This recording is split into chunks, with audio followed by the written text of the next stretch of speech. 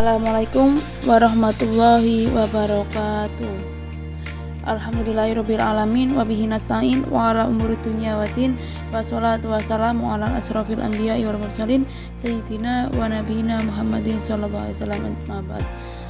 Alhamdulillah, di sini saya akan mempresentasikan tentang teori pembelajaran dari Piaget. Langsung saja. Jean Piaget. Jean Piaget lahir pada 9 Agustus 1896, meninggal pada 16 September 1980. Adalah seorang psikolog perkembangan Swiss yang terkenal dengan penelitiannya tentang anak-anak dan teori perkembangan kognitifnya. Stadia perkembangan kognitif. Yang pertama ada sensori motor, yaitu umur 0 sampai 2 tahun. Bayi yang belajar melalui pengalaman langsung dengan lingkungan sekitar. Yang kedua ada pra-operasional 2 sampai 7 tahun. Anak-anak mulai mengembangkan kemampuan berbahasa dan berpikir simbolis.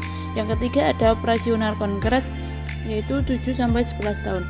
Anak-anak dapat melakukan operasi mental sederhana dengan objek yang nyata. Perkembangan kognitif sebagai proses aktif dan konstruktif. Yang pertama ada anak-anak membangun pengetahuan mereka sendiri melalui interaksi aktif dengan lingkungan. Yang kedua ada mereka tidak hanya menyerap informasi secara pasif tetapi secara aktif, memanipulasi dan menginterpretasikan. Peran lingkungan, stimulasi lingkungan. Lingkungan yang kaya stimulasi dapat mendorong perkembangan kognitif anak. Interaksi sosial dengan orang lain membantu anak mengembangkan pemahaman yang lebih baik.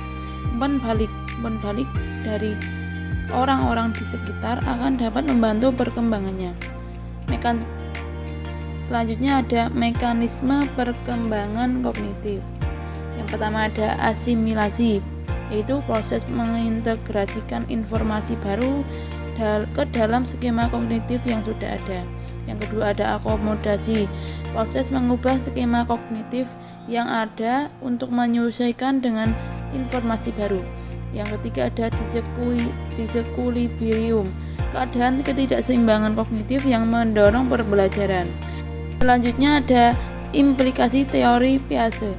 Yang pertama ada kurikulum berbasis anak, rancangan kurikulum yang sesuai dengan tahap perkembangan anak. Yang kedua ada pembelajaran aktif, memberi kesempatan anak untuk terlibat aktif dalam proses belajar. Yang ketiga ada penggunaan bahan konkret, menggunakan media pembelajaran yang nyata dan dapat dieksplorasi anak. Dan yang keempat ada interaksi sosial, memfasilitasi interaksi anak dengan teman sebaya dan orang dewasa. Selanjutnya ada kritik terhadap teori Piaget. Yang pertama ada perkembangan individu, terlalu menekankan pada perkembangan kognitif tanpa memperhatikan faktor lingkungan. Yang kedua ada kekakuan tahapan, pembagian tahapan perkembangan yang kurang fleksibel dan tidak mempertimbangkan perbedaan individu. Yang ketiga ada kurang memperhatikan budaya. Teori Piaget dikembangkan berdasarkan penelitian di negara barat, kurang memperhatikan konteks budaya yang berbeda. Dan yang selanjutnya ada kesimpulan. Teori Piaget memberikan kerangka kerja yang berharga untuk memahami bagaimana anak berpikir dan belajar.